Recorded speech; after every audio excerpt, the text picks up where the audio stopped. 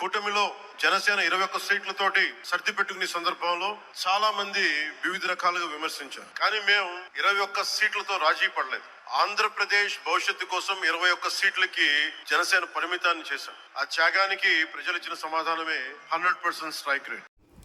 కూటమి 2 ఏళ్ల పాలనపై భారీ బహిరంగ సభ అయితే పెట్టారంట. ఆ కూటమి నాయకులు మాట్లాడే మాటలో, అందులోనూ మరి ముఖ్యంగా పవన్ కళ్యాణ్ గారు మాట్లాడే మాటలో కొన్ని మాటలు వింటే కనుక ఆశ్చర్యం అనిపించింది. ఒక్కసారి ఆయన మాట్లాడిన మాట వినండి. విన్న తర్వాత దాని గురించి మనం మాట్లాడుకోబోతున్నాం. ఒక్కసారి ఈ విజయం కేవలం తెలుగుదేశం పార్టీదో, భారతీయ జనతా పార్టీదో, జనసేన పార్టీదో కాదు, ప్రజల విజయమే. ఇది అహంకారం విధ్వంసంపై ప్రజాస్వామ్యం సాధించిన విజయం. అహంకారం విధ్వంసంపై ప్రజలు సాధించిన విజయం అంట. కూటమి ఆంధ్రప్రదేశ్ పునర్నిర్మాణం కోసం ఏర్పడిన కూటమి.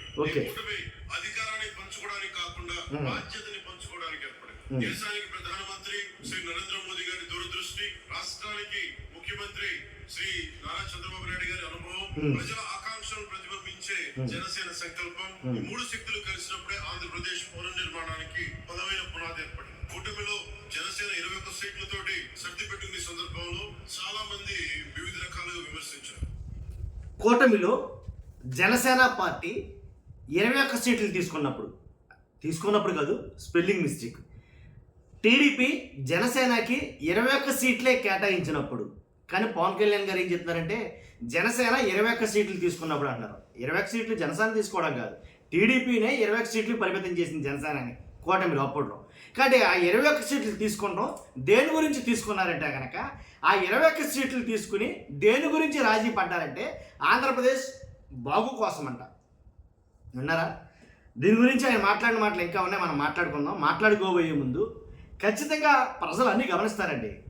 వాస్తవాలు తెలియాలి. కాకపోతే ఆ వాస్తవాలు తెలియాలంటే మీ బాధ్యతగా మీరు లైక్ చేయాలి. మీరు లైక్ చేస్తే ఎక్కువ మందికి ఇన్ఫర్మేషన్ షేర్ అవుతుంది.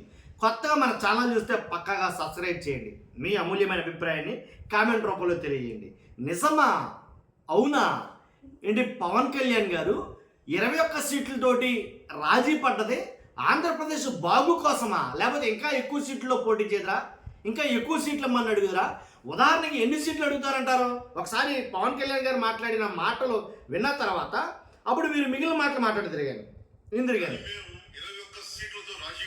పడలేదు. ఆంధ్రప్రదేశ్ భవిష్యత్తు కోసం 21 సీట్లకి జనసేన పరిమితాన్ని చేశాం. ఆ త్యాగానికి ప్రజలు ఇచ్చిన సమాధానమే 100% స్ట్రైక్ రేట్. 2 ఏళ్ల క్రితం మేము ఇచ్చిన విన్నారా ఆ మాట? జనసేన పరిమితాన్ని చేశాం. ఆ త్యాగానికి ప్రజలు ఇచ్చిన సమాధానమే ఆంధ్రప్రదేశ్ భవిష్యత్తు కోసం 21 సీట్లకి జనసేన పరిమితాన్ని చేశాం. ఆంధ్రప్రదేశ్ భవిష్యత్తు కోసం అని చెప్పేసి చంద్రబాబు నాయుడు గారు ఇస్తానన్న 21 సీట్లకి ఒప్పుకున్నారంట. ఇది పవన్ కళ్యాణ్ గారు ఇవాళ జరిగిన బహిరంగ సభలో మాట్లాడుతున్నారు. ఆంధ్రప్రదేశ్ భవిష్యత్తు కోసమే, అంతేగాని మేము రాజీ పడలా. 21 సీట్లు సరిపోతాయని మేము అనుకోలా, మాకు ఇంకా కావాలి, రాజీ పడలేదు. కానీ ఆయన అడగడం కాదు, కానీ ఆంధ్రప్రదేశ్ భవిష్యత్తు కోసం 21 సీట్లతో సరిపెట్టుకుందాంలే అని అనుకున్నారంట పవన్ కళ్యాణ్ గారు. కానీ మీకు గుర్తుందో లేదో, ఇదే పవన్ కళ్యాణ్ గారు ఇలాంటి బహిరంగ సభల్లోనే చాలాసార్లు నొక్కి వక్కాడించిన మాట ఏంటో తెలుసా? మన దగ్గర 175కి 175 స్థానాల్లో పోటీ చేసే దమ్ముందా మనకే? లేదు. మన దగ్గర అంత ఇన్ఫ్రాస్ట్రక్చర్ ఉందా? లేదు. మన దగ్గర అంత మ్యాన్ పవర్ ఉందా? లేదు. మన దగ్గర అంతమంది ఎమ్మెల్యేలు ఉన్నారా? లేరు. ఇలాగ మాటలు చాలాసార్లు మాట్లాడుంటారు. కాబట్టి మీరు 50 అడగండి, 100 అడగండి అని అనడం కరెక్ట్ కాదు. ఎందుకని జనసేనలో పోరు పెట్టేస్తూ ఉంటే జనసేన ఎమ్మెల్యేలు, జనసేన నాయకులు చాలామంది అదేంటండి కనీసం మినిమం 50 అయినా తీసుకోవాలి, అదేంటండి కనీసం మినిమం 75 అయినా తీసుకోవాలి, అదేంటండి కనీసం మినిమం 70 అయినా తీసుకోవాలి, ఇలాగ నెంబర్లు లెక్కలేస్తున్న టైంలో మీకు గుర్తుండే ఉంటుంది. ఇన్ని అనుకుంటామంటే ఒరే బాబు మీకు అర్థమవుతుంది పరిస్థితి. ఎన్ని వచ్చినా పర్వాలేదు, ఏదో రకంగా గెలిచేయాలి మనం. మీరు అన్ని కావాలి ఇన్ని కావాలని వాళ్ళని అడగొద్దు అని కాంప్రమైజ్ అయిపోయి కడకే 21 స్థానాలు ఇచ్చినా సరే పర్వాలేదని ఒప్పుకొని ఆ రోజు పోటీ చేసింది మీరు కదా, మీరే కదా యాక్సెప్ట్ చేసింది. ఎన్ని వచ్చినా పర్లేదు, 21కి మించి వచ్చినా సరే మేము పోటీ చేసే సమర్థత మాకు లేదు అని నిర్మోహమాటంగా ఒప్పుకుంది పవన్ కళ్యాణ్ గారు కదా ఆ రోజుని. కాబట్టి మన స్ట్రెంత్ ఏంటో, మన బలం ఏంటో, మనమేంటో మనకు తెలుసు, అంతకు మించి మనకొద్దు అని రాజీ పడ్డదే పవన్ కళ్యాణ్ గారు కదా. కానీ మీ దగ్గర మ్యాన్ పవర్ లేదని, అప్పుడు కనీసం ఒక ఎమ్మెల్యే సీట్లు ఇచ్చినా సరే నిలబెట్టడానికి అభ్యర్థులు కూడా లేరని, ఈ మాట పవన్ కళ్యాణ్ గారే మాట్లాడారు.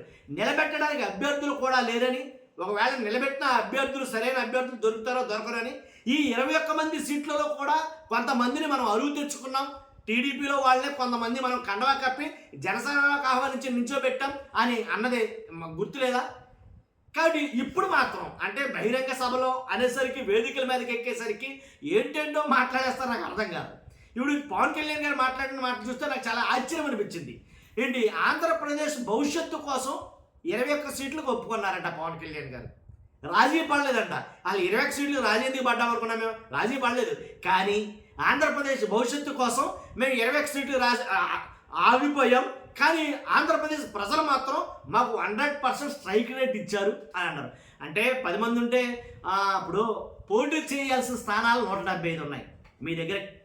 మీ దగ్గర క్యాండిడేట్స్ లేక ఏంటి, మీకు పోటీ చేసే సత్తా లేక, వాస్తవంగా మీరు ఏ తక్కువ సీట్లలో పోటీ చేశారు. పోటీ చేసిన ప్రతి చోట గెలిచినందుకు మాత్రాన 100% స్ట్రైక్ రేట్ అని అంటే కనుక అది ఎవరికి వాళ్ళు ఆలోచించుకోలేరు. అసలు ఇంకా మాట్లాడారు, ఒకసారి విందాం ఆయన. త్యాగానికి ప్రజలు ఇచ్చిన సమాధానమే 100% స్ట్రైక్ రేట్. 2 ఏళ్ల క్రితం మేము ఇచ్చిన హామీలు ఈ రోజు ఒక్కొక్కటిగా ఆచరణలో ఇంకోటి 100% స్ట్రైక్ రేట్ అంటే జనసేన విడిగా పోటీ చేసి, జనసేన ఓట్ పర్సెంటేజ్ ఎంతో చూసుకుని జనసేన విడిగా పోటీ చేస్తుంటే, పోటీ చేసిన 21 స్థానాల్లో 21 గెలిచేస్తుంటే అది 100% స్ట్రైక్ రేట్ అన్నా ఒప్పుకోవచ్చు, తప్పులేదు దాంట్లో. కానీ 3 పార్టీలతో కలిపి ఏంటి పోటీ చేసి, ఏంటి టీడీపీ వాళ్ళు ఓట్లేసి, బీజేపీ వాళ్ళు ఓట్లేసి, తర్వాత జనసేనలో ఓట్లేసి, ఏంటి మిగిలిన వాళ్ళందరూ ఓట్లేస్తే కానీ గెలవలేదు. కాబట్టి మరి దాన్ని ఎలా అంటారు నాకు అర్థం కాదు. ఒకసారి పెరిగిన వృద్ధాప్య పెన్షన్లు, మహిళలకి ఆర్థిక భరోసా, ఉచిత గ్యాస్ సిలిండర్లు, మహిళలకు ఉచిత బస్సు, రైతులకి అన్నా క్యాంటీన్లు, విద్యకి ప్రాధాన్యత, యువతకు ఉపాధి అవకాశాలు, మేము చెప్పింది ప్రతిదీ ఆచరించి బలంగా ముందుకు తీసుకెళ్తాం. విన్నారా? పవన్ కళ్యాణ్ గారు కొన్ని మర్చిపోయారు. నిరుద్యోగ వృత్తి గురించి ఊసెత్తల, నిరుద్యోగ వృత్తి గురించి మర్చిపోయారు పవన్ కళ్యాణ్ గారు. మర్చిపోయారా, మర్చిపోయినట్టు అలాగా చేశారో నాకు అర్థం కాల. తర్వాత ఏదైతే ఆడబిడ్డ నిధి ఏదైతే పథకం ఉందో అది అమలు చేయాల మర్చిపోయారు పవన్ కళ్యాణ్ గారు. ఇలాగ పవన్ కళ్యాణ్ గారు చెప్పనివి కొన్ని ఇంచుమించుగా 143 హామీలకు మంగళం పలికేశారు అని వాళ్ళ రాష్ట్రం మొత్తం దద్దరిల్లేలా వైఎస్ఆర్సీపీ నాయకులు ఏంటి నిరసనలు తెలియజేశారు. రాష్ట్ర ప్రజలందరూ కూడా రోడ్ల మీదకి వచ్చారు. అర్థమైందా? కాబట్టి అంటే మనం ఏదో అంటే పవన్ కళ్యాణ్ గారికి 4 పేపర్లు ఇచ్చారు. ఫస్ట్ 4 పేపర్లు తూచా తప్పకుండా మొత్తం టాప్ 2 కాడి నుంచి ఎండ్ వరకు, టాప్ కాడి నుంచి మొత్తం అంతా క్లియర్ కట్గా చదివేశారు అంతే. 4 పేపర్లను దాంట్లో ఏముందో కూడా ఆలోచించకుండా అంతా బాగా చదివారు. దాంట్లో ఎలాంటి డౌట్ లేదు. నిజంగా ఆయన పార్టిసిపేషన్కి నిజంగా హ్యాట్సాప్ చెప్పాలి. కాబట్టి అంటే మీరు రాజీ పడలేదు. తర్వాత ఇంకోటి ఏంటంటే ఆంధ్రప్రదేశ్ భవిష్యత్తు కోసం మేము 21 తీసుకున్నాం, లేదా ఆంధ్ర ప్రజల భవిష్యత్తు కోసం మేము 21 తీసుకున్నాం అని చెప్పమాకండి సార్, బాగోలేదు, వినడానికి కూడా బాగోలేదు ఇది.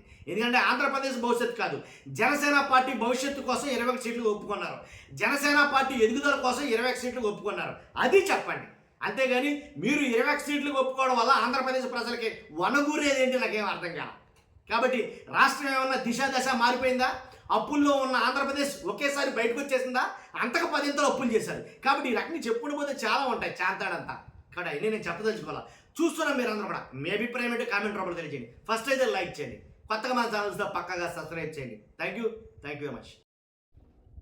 ఈ విజయం కేవలం తెలుగుదేశం పార్టీతో, భారతీయ జనతా పార్టీతో, జనసేన పార్టీతో కాదు, ప్రజల విజయం ఇది. ఇది అహంకారం విధ్వంసంపై ప్రజాస్వామ్యం సాధించిన విజయం. ఈ కూటమి ఆంధ్రప్రదేశ్ పునర్నిర్మాణం కోసం ఏర్పడిన కూటమి. ఈ కూటమి అధికారాన్ని పంచుకోవడానికి కాకుండా బాధ్యతని పంచుకోవడానికి ఏర్పడింది. దేశానికి ప్రధానమంత్రి శ్రీ నరేంద్ర మోదీ గారి దూరదృష్టి, రాష్ట్రానికి ముఖ్యమంత్రి శ్రీ నారా చంద్రబాబు నాయుడు గారి అనుభవం, ప్రజల ఆకాంక్షలను ప్రతిబింబించే జనసేన సంకల్పం, ఈ 3 శక్తులు కలిసినప్పుడే ఆంధ్రప్రదేశ్ పునర్నిర్మాణానికి బలమైన పునాది ఏర్పడింది. కూటమిలో జనసేన 21 సీట్లతోటి సర్ది పెట్టుకునే సందర్భంలో చాలా మంది వివిధ రకాలుగా విమర్శించారు. కానీ మేము 21 సీట్లతో రాజీ పడలేదు.